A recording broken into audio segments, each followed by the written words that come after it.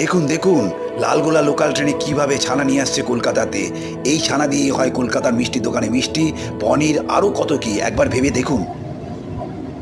Local ট্রেনে বসার সিটের নিচে সাদা কাপড়ে মুড়ে ছোট ছোট ট্রেতে করে এই ছানাগুলো নিয়ে আসছে।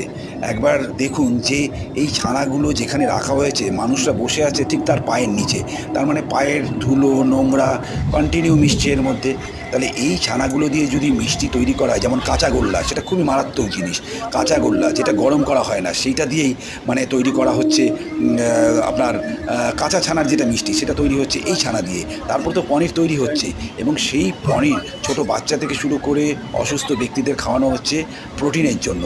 কিন্তু এইভাবে যদি কলকাতা শহরে এইরকমভাবে মানে ছানা নিয়ে আসে, তাহলে সেই ছানা দিয়ে যদি মিষ্টি হয়, তাহলে কি হতে পারে ভয়ঙ্কর। একবার ভেবে দেখুন, একবার ভেবে দেখুন।